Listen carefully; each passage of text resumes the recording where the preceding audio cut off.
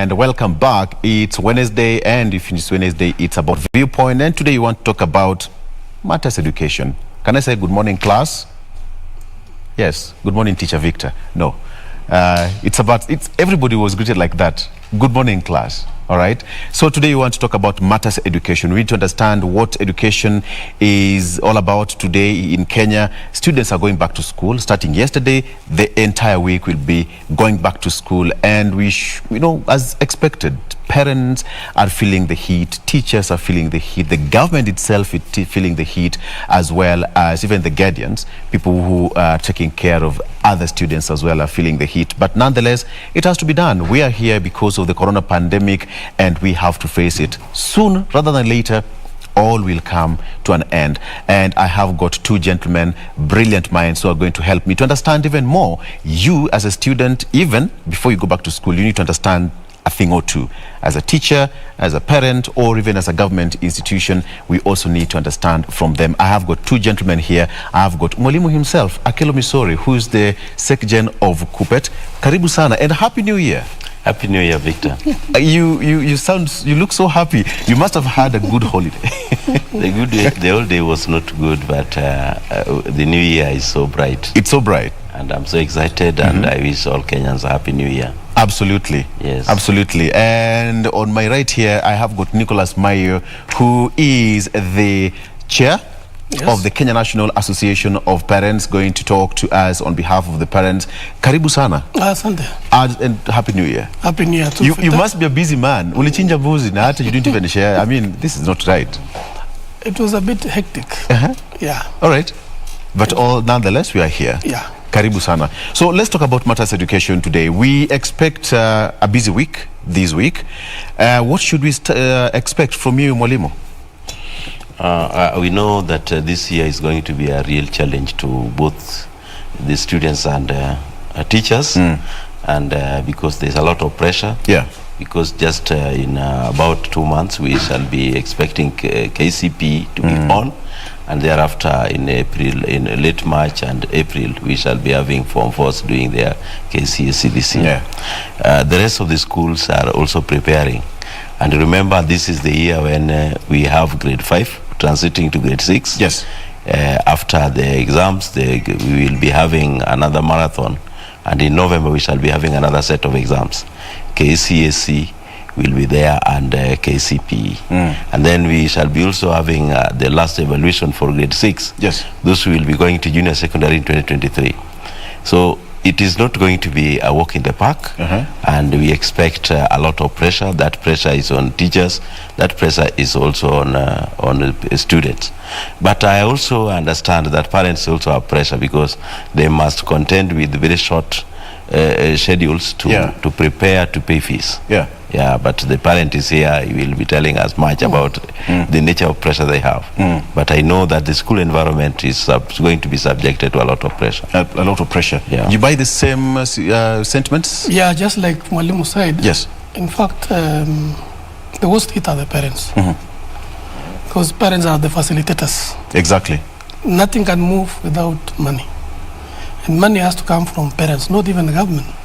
Because government is sometimes a delay to pay capitation. But parents must be prompt, especially taking a child to school. Yeah. Needs a lot of money, transport. Now prices have been hiked. From Kisumu to Nairobi today is 3,000 instead of the normal maybe 1,200. From Kapsabet, parents called me in the morning. They are paying 2,000. From Kapsabet? From Kapsabet to Nairobi, instead of 900, the normal price. So we are the most hit as parents of this country. It's a worrying trend, because it's a season that most parents expected that perhaps they're going to have some easy flow, of their students, their kids back to school. But here we are, as expected, it's going to be a crazy one. But as it, trying to understand how this thing is going to be. Mwalimu, starting with you, the government, the president himself said last year that this year is going to have 4 terms. And it's all because of the pandemic. How ready are we as a nation to handle this? Thank you so much. I don't think there should, from the program and the strategy, Yes. it is going to work because it is in paper. And the thinking is that it is going to be very easy that you transit from this term to this term, which is the third term of 2021, Yes. to the first term of 2022. Yes. And that means that when we go there, it is so easy because it was already designed from the management of the pandemic itself. But now when it comes to the practicability, that is where the challenge is, in the sense that we are not moving some pieces of material, but we are moving people. And you are going to have teachers preparing, and even as currently obtains because of management of the COVID. Some schools start as early as 6:30 a.m. in the morning and end at 8, so that the syllabus is covered within the short period that the terms are condensed. And that means that it is not going to be very easy. But on the other aspect, which I think the parents are talking about, if you look at the way the structure is, it means that there will be no very limited period for half terms and even holidays. In fact, to a holiday of about 10 days is not an holiday, because it is just transiting from this week to next week. So that one means that with academic programs, we are going to be having what we call crash arrangement. Exactly. That the teachers prepare very inadequately, and then also they teach inadequately. The feedback mechanism is going to be not as natural as supposed to happen in an education environment. But all is in the name of management of this COVID. How I wish that because we were all present, both of us were present at the COVID management strategy in education. And we thought that the curriculum developers were supposed to scale down aspects of the curriculum to fit in the new circumstances. This one was not, it was shut down. Instead, was it implemented? It was not implemented. What was implemented was to shorten the term dates, saying that every academic year has got 39 weeks. And these ones were reduced to 30 weeks. That means that we removed aspects of the curriculum which are supporting the growth of the children, like co-curricular activities. So these are things which are also causing a lot of stress. That the all is about books and books.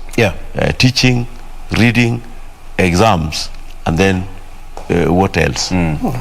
And what else? And what else, Maiyo? In fact, the way Mwalimu said is true. The curriculum developers concentrated on the content, not the wholesome. The character of the children, the stress they will go through, the pressure of the teachers, and the limited time that parents will have to look for fees. So, having said that, I think we should say as parents of this country that we are a bit immune now. You're immune? Yes. If you compare 2021 and 2022, we are a bit immune.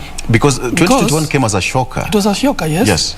And you could hear a lot of complaints from parents from every corner. If you go to any vernacular station or the regional station or any national station like KBC, you will hear complaints coming from them. But as from the whole of this week, I've been running around all the studios, all the radio stations, and you could feel that they're a bit immune. They're now used to. Except that the issue of school unrest is still disturbing them. Which we'll handle later on. But when you talk about issues to do with immunity, perhaps, we are just putting that brave face. That brave face, because it has to be done either way. From your office, what is the general feeling? We compared the 10 months when our children were at home and the time they were in school. To a better off when they were in school. We lost a lot of them during the stench of staying home. We had a lot of teenage pregnancies. We had a lot of child labor. Absconding of school. Others went to small businesses and they never had any mind of coming back to school. So we lost in the 10 months our children are at home, we really lost as parents. Yes. Because if you could hear a parent complaining that I don't know what I'll tell my children, because most of them are saying, Daddy, Mommy, I used to see small businesses, this hawking or some small businesses. So what is the need of going to school and then at the end of the day you're looking for money? So most of them opt for small businesses. So for young people, yeah, as Mwalimu said, the curriculum developers actually should have considered that these people need to be around school and all the avenues, all the nitty-gritties that is required to enable a very good environment for learning and conducive for children should have been availed by the government. Yeah. Because government actually is a facilitator of all the conditions of education all right. to be available. Mwalimu, either way we have to give it to the government, because Uganda is reopening 2 years later. I mean, the Kenya government tried much as it was a crash program, the way you're putting it, that the government had to reorganize the education calendar to fit everything so that not so much of time is lost. Perhaps you give it to the government for making sure that however hard it was, everything is running smoothly until now, the end of 2022. I suppose that we'll go back to our normal programming education calendar, right? That's true. Yes. But I think the position taken by government and all Kenyans accepting the circumstances was to make sure that our children are in school. Mainly, as the parents have said, children are mainly safe at school. And it worked. And it worked. Yes. And the fear that we had during the beginning of the pandemic were dismissed by the circumstances that children were in school, and reported cases of the case overloading the school was not there. What was realized later was basically the school unrest at the end of it all. But you remember that the school unrest circumstances have been there with us for a long time. We cannot just accuse the pandemic circumstances to have caused it. But one thing which is there and which we must realize that the bold step that the Kenya government took to ensure that children are in school only has consequences, but the consequences are far much less than the positive ends, because we have parents confessing that our children need to be in school. We did lose a lot of children to crime, teenage pregnancies, and some of them to child labor. And when they were supposed to be developed to develop into full human beings, we have made them to become adults so early. That is what the 10 months before the reopening of school cost us. Now that we are here and we have the 2023 forecast there, the only challenge we have is that this is election year, and we have got 4 terms. We will be having a lot of disruptions because the politicians of Kenya do not have the ethics to conduct their businesses in a peaceful environment. So that is what is going to cause a lot of anxiety, because many children will be attracted to the noise as in public rallies, which some of them will be just in front of the gates of our schools. So that's the most unfortunate bit. And you can realize that if Parliament alone can have such kind of bad manners to beat each other, what do you think will happen in the streets when the rival parties meet? So we are exposing our children to bad things. Therefore, they should be in school. They should be in school. Well, is that the same thing? Because most of the students, most people say that students or even kids copy what adults do, and that's what they actually copy. Yes, because if you see, parenting in this particular time is different from during our time or during Mwalimu's time. Because that time, children belonged to the society.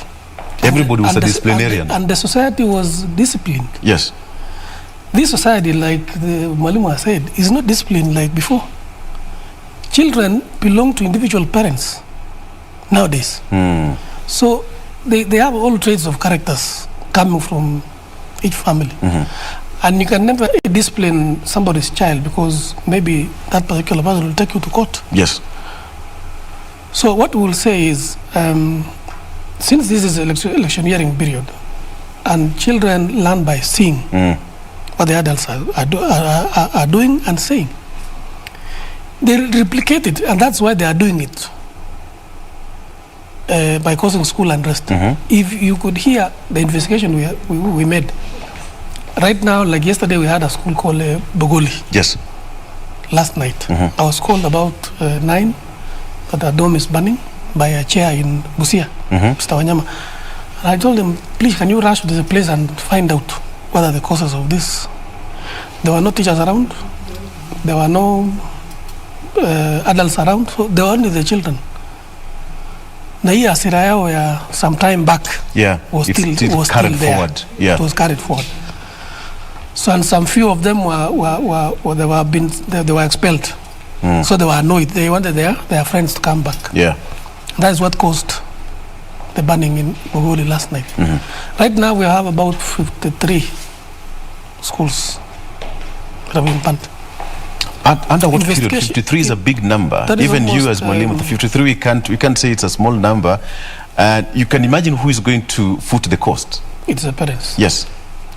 Like last time it was 52. Bogoli is the first one this time.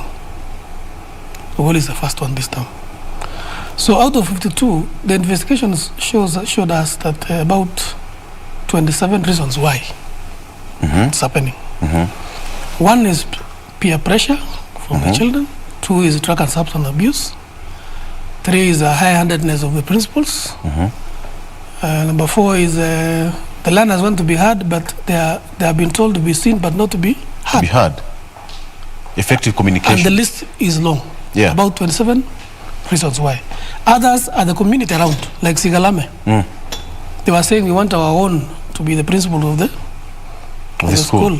Watu wetu wamesoma hapa, so we want them to be installed as a principal of this. Why bring another one from Nyanza to come and lead us from this side? So if you see the reasons coming out of the investigation, you have everybody to blame. You blame the community, you blame the teachers, you blame the parents, you blame the students, because the drug and substance abuse is a communal. It's something that comes from the community. Yes.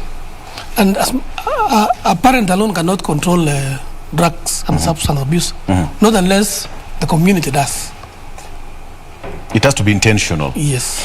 Mwalimu, you know, when you sit in class and you look at the faces of the students, first of all, they come from different backgrounds, different ideologies. You know, they have different, religious upbringing.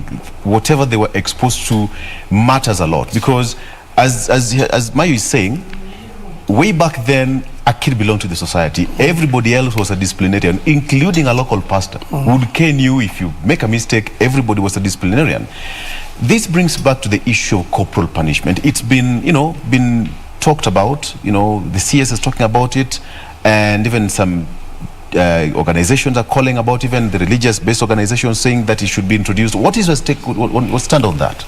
Caning or corporate punishment is barbaric, and it's barbaric. It is barbaric, and I don't think it will bring in the discipline that we expect. Yes. Another thing, we have also changed our laws and conform to the international standards because of human rights. So this is a rights issue which we cannot, as teachers, be subjected that, because whom do you want to meet personal corporate punishment if it are to be reintroduced? You want the teacher who is not having the capacity to do it, because our training is not to administer corporal punishment. It is basically to use other ways to institute discipline. But as the parent has said, the society has failed. We have allowed so many things to infiltrate our society, and we are abdicating our roles as parents, that discipline is supposed to be handed over to school. Yes. Our students are being socialized by so many things, and the school cannot be the only way of developing. So if the society has allowed so many things, like we are socialized by social media, socialized by televisions and so on, which are not regulated in this country. Yeah. So what do you expect? That is the reason for which peer pressure is also coming on. Exactly. But there's something which the survey the parents have conducted, whoever is conducting, has left out, which should be a cause of concern. Our public secondary schools are very unequal. Yes. They are very unequal to the extent that they bring so many contradictions. That you have a school, I hope at the beginning you talked about parents taking about fees and so on that schools are have to pay. Yeah. The government has done so well and given each child in secondary school over 22,000 shillings. That one goes to the specific boat heads. But for the schools to meet their daily operational cost, that cost must be transferred to the same parents. So you find that a parent whose earning is less than 3,000 per month is expected to pay an extra 60,000 in a secondary school. Which is strenuous. But how can this parent meet this cost? When this child is in this kind of school, he sees or she sees a lot of unequal. Because some parents bring their children when they have been booked on a flight, or a driver is detailed to drop the child with a V8 to a school. And another child who comes to school who has walked over 20 kilometers to reach the same school. So our schools are very unequal. So this is a thing which happens. Another thing, we have to discuss the concept of dormitories in our schools. Why do we insist in boarding schools? Why do we insist in categorization of schools, that this is a national school, this is an extra county school, and this is a sub-county school? You have been quite vocal about abolishing of boarding schools. We must start negotiating ourselves from insisting on dormitory schools, because majority of the schools being banned are not, the banning is not subjected to classroom. The banning is basically on dormitories. Not even the kitchen. Do you know what happens in the dormitories, most schools? Most schools are 3 deckers or 4 deckers. So the distance between the last boy or the last gun to the roof is just few inches. This is what nobody is addressing. You go to some schools, because of the 100% transition, nobody considered to place buildings to schools to increase the number of classrooms. So some schools had to use tents, hired tents to accommodate learners in their schools. So that is what is escalating the cost. So if we have to change our mindset to have children walking from their homes to schools, then we will have very limited, we leave limited attention paid to banning of schools. Because the school you will be banning your school, not their school. You have heard what has happened in Sigalame, where the local community who took part in the construction of the school largely are now asked to accommodate somebody from somewhere else. The many problems we have in our schools is because our schools are the largest public enterprises. Because there are people who are interested in supplies. There are people who are saying that this head teacher who has come to our school will not conform. This is not being investigated. Because these are the things which are flipping into our schools and causing the banning of schools. In fact, I downplay substance abuse. Because during our times, there were boys and girls who were taking substances. But these are people who are very mild. Very mild. They come to class, they just sleepy. Where do they get the strength to go and ban? So these people who have banned schools, to a large extent, are people who are just organized. I'm still interested in understanding the issue, because you're so passionate about abolishment of boarding schools. I will ask you, what is the rationale and how possible that can get? But then, before I come to you to answer that, do you still buy the same idea that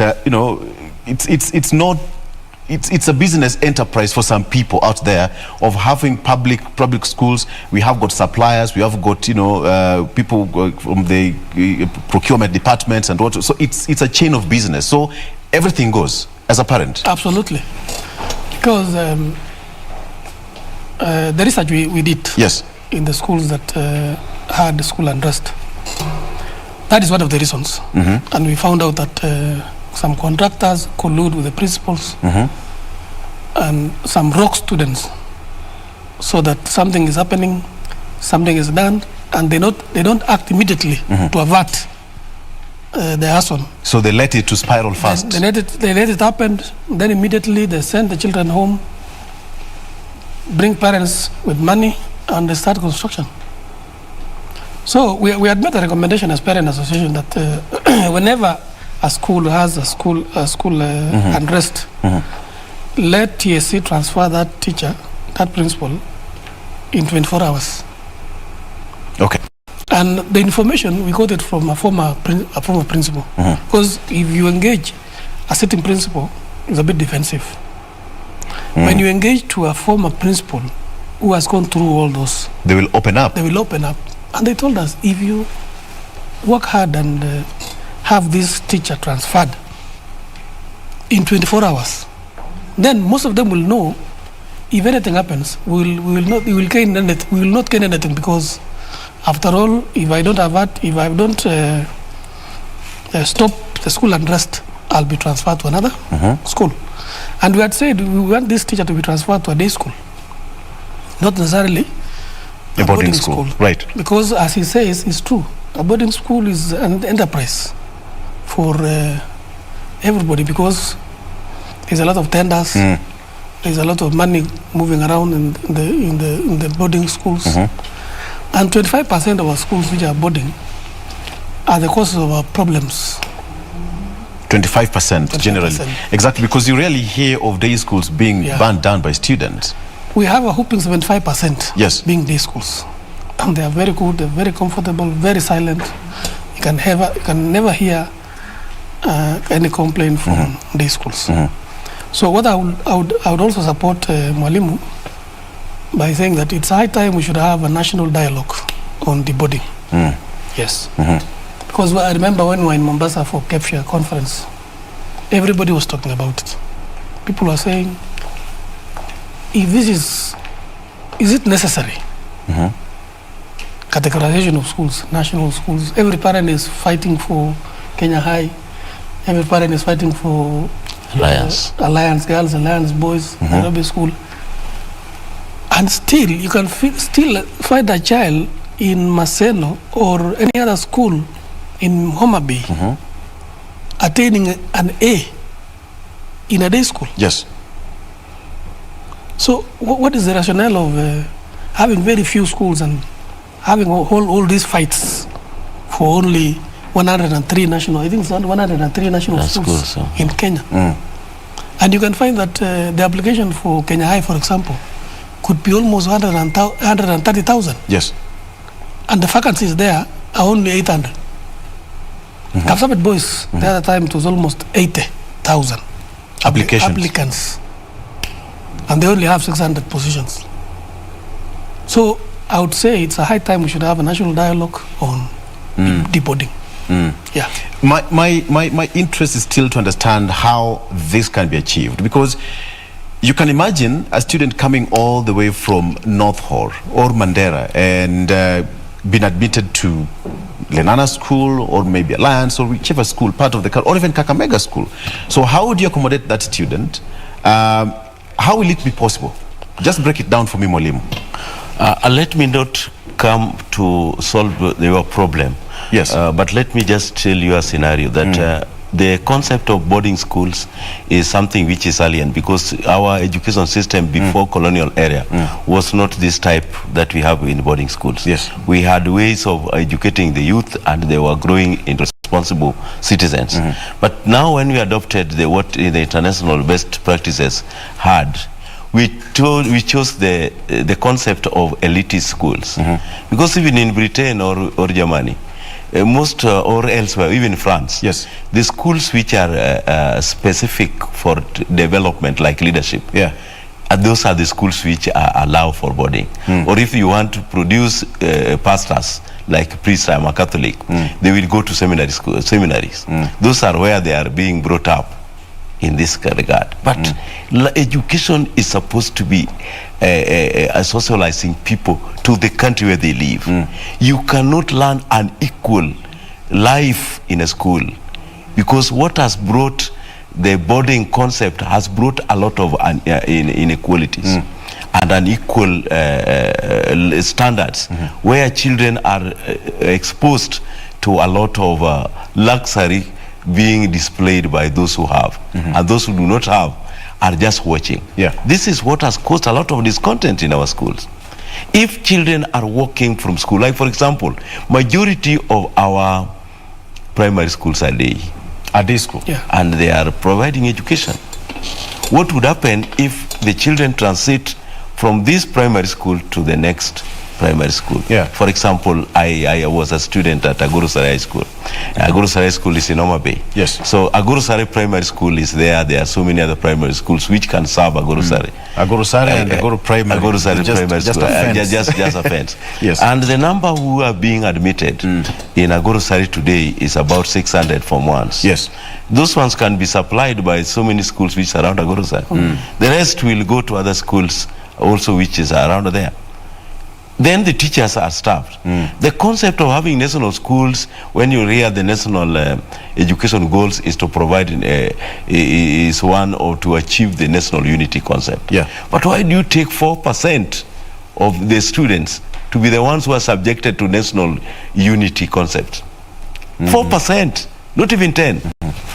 Because out of the number of students we have, only about 5,000 are in national schools. Yes. How many students do we have in Form 1 currently? Another concept which I want to bring on board, which must be understood. A school like Maseno, or maybe, let me talk about a school I know best, like Agurusari School. Agurusari School and KBC schools were not constructed to accommodate the number they accommodate today. The sizes of their schools in terms of area have not increased.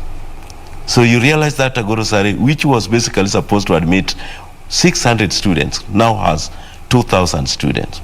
KC, which was also supposed to have just a maximum of 800, yes, now have 2,200 students. Form 1 alone has got 670. That's like that is what, they are about 6 streams. That is what was supposed to be the total number of the school. So the area of the school in terms of dimensions has not increased. They have only increased classrooms which have caused congestion, the dormitories which have caused congestion. Yes. The playground at KBC School were basically 2. Now they cannot use the 2 because of the space. When the students are out, only one soccer pitch can be used. So how do you expect comfort? How do you expect growth to happen in such kind of a slum which has been brought into an elitist school? Because KBC School was called KBC Government School. Yes. And therefore the best were the ones coming to that school. Even Alliance was basically for the best. Now we want to infuse what we call national integration. And we are only focusing on 4% of our students. So it is a whole flop. It has contradicted the policy of national integration, the nationhood and so on.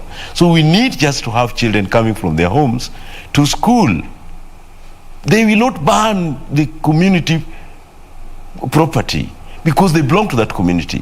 But now when you bring somebody to Alliance who has not seen something, you have talked about North Hall, he will see or she will see contradiction upon arrival at school. Why do we have to have that one in our country? What you call a culture shock. Oh, it is a culture shock. So the child takes a whole problem. That's why the child can be easily hooked by children who have come from another exposure, another social environment. Yes. So we must guard against this. And guarding against this is a national conversation. I am very happy that we now have started seeing the National Railway line. You realize that the chairman, Parents Association, has indicated that the students from Kisumu are paying 3,000 to Nairobi to go to school. That is what the parent had. The parent is paying that fare and is having no food. The child comes to school, the child does not have the normal shopping like the others. What do you think?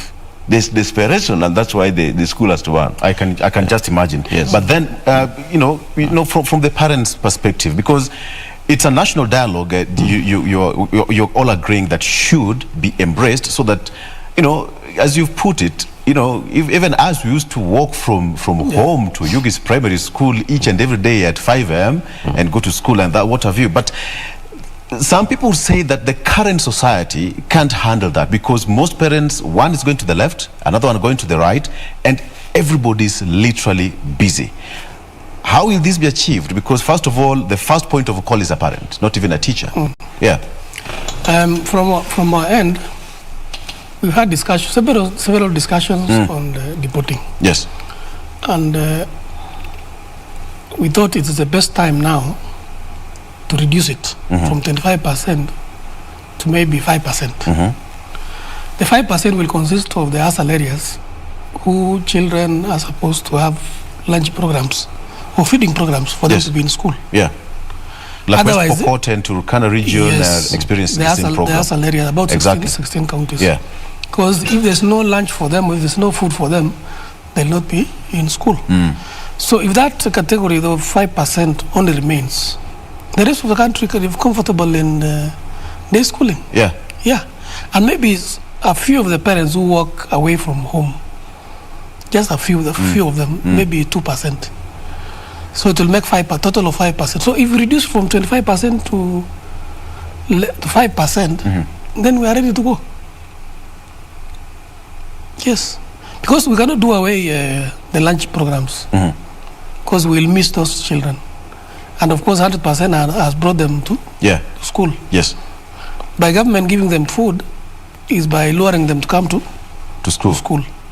If government doesn't give food, like Nakonek does, they'll not go to school.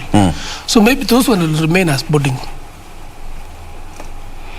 The way it's stated that special categories of school, seminaries, vocational training colleges that require a lot of attention. And now that the emerging of CBC, CBC actually is the best model for day schooling, because a lot of values is needed, a lot of parental involvement is needed. It will be very hard for a parent coming from Homa Bay and the child is in Nairobi school to instill the values to that child, because most of the time that child will be with the teachers. Exactly. Very expensive for that parent to come all the way from Homa Bay to Nairobi school. So it will be better for that child to be in Ringo. Ringo in Ringa in that a neighboring area for them. A few kilometers from Agoro Sare. Yeah. Right. But then now, when it's about delocalization, which government was talking about delocalization of teachers, which they were talking about, if you're a teacher from this particular region, you don't have to work there. Like police officers, you don't have to work in your area. They can be transferred at whim to go and serve from different positions. But then now, the issue of CBC, which is just talked about, and it brought a lot of heat and tension, and you also part of the court case, the Parents Association. How did it go before I come to you? How did it go? We are admitted. We have enjoined, and we are arguing that we are for it as parents of this country. We support the advantages that CBC brings to our children. Like now, you cannot compare a child in 844 and a child with CBC. A CBC girl and a CBC girl and the 844 girl is very different.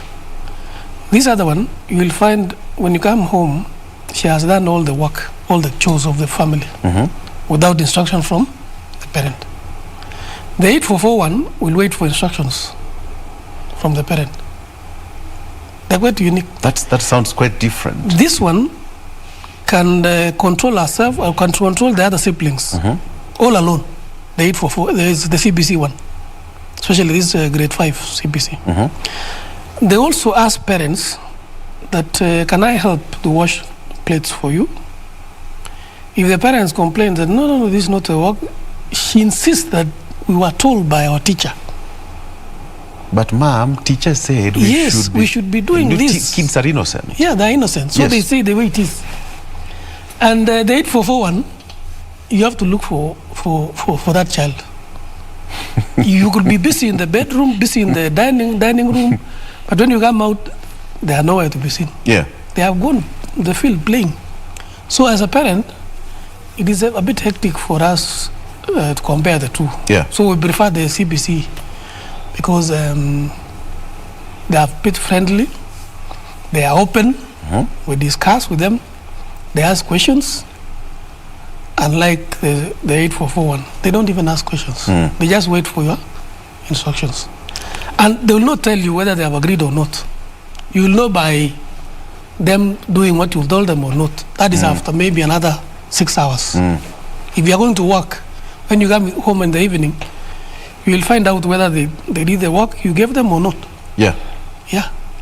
But the CBC ones, they will have done everything, even without your consent. Okay. You know, when you talk about CBC, Kenyans will always be Kenyans. You know, even the Israelites, you know, they opposed change when they were being told, you guys, it's now high time for you to leave.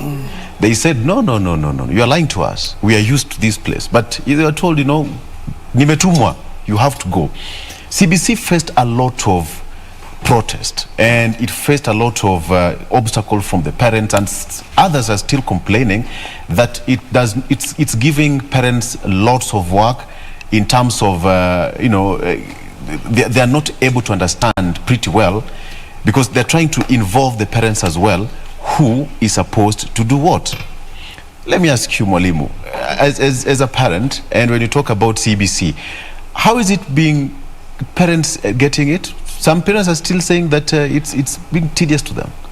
It is apparent that the parent has said that it has got a lot of values. What I know with the CBC and the war around it was basically because of communication. The Ministry of Education did not communicate effectively the strategy which was laid in the implementation of CBC. And therefore, that is what caused the problem.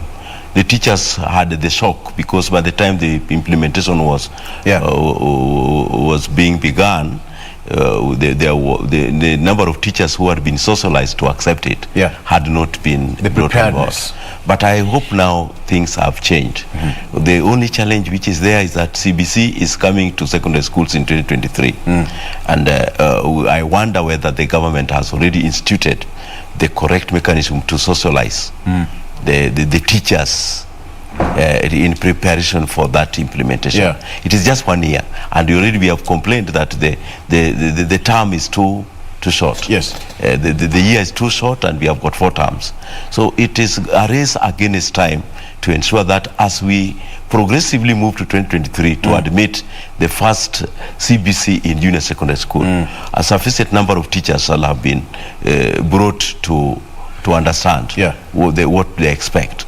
Because the real issue which I think is being sorted out by our primary school counterpart, and which has, the parent has confessed is successful, is the element of assessment. How would the CBC implementers in junior secondary school, which the proposal says that should be continuous, how would they start doing this? And I think that is now the task given to Teacher Service Commission and the Ministry of Education to ensure that our secondary school teachers are already being brought to speed for the implementation of the first cadre of teachers. One major problem which the CBC will have in the implementation at the junior secondary is that we wonder whether by that time the schools will be ready to admit very young students, because those who are going from grade 6 to grade 7 are still just about 12 years. How they will handle the very young ones, because currently the Form 1s who are in school, majority of them are 14 years old. 15 years old. So that one must be something for us to worry about. The teachers must be prepared. Therefore, the capacity of the teacher needs to be built in advance for that kind of arrangement. The school infrastructure must also improve, both the classrooms and the laboratories and technical workshops should be built, because in the junior secondary we expect the learners to be preparing to adjust to what we call the choice of pathways, and that means that the teachers there must be adequately prepared. Absolutely. To prepare them for those pathways. That also sent me to the next question, where, you know, there's some proposals that even universities in future will go the CBC way. How that can it be possible when that happened? Because when you have got junior secondary school and then now we do the transition to universities, and some will even opt for vocational training college, depending on your area of focus in future. So allow me to take a break, and when we come back, we're still going to talk about the issue of, the students' unrest, finally, because we also have a counselor who is going to be talking to us on issues with addiction. Some of them are because of drug addiction, some of them because of movies, parents and what have you. We'll discuss more of that when we come back. So let's take a break. We'll be right back with more.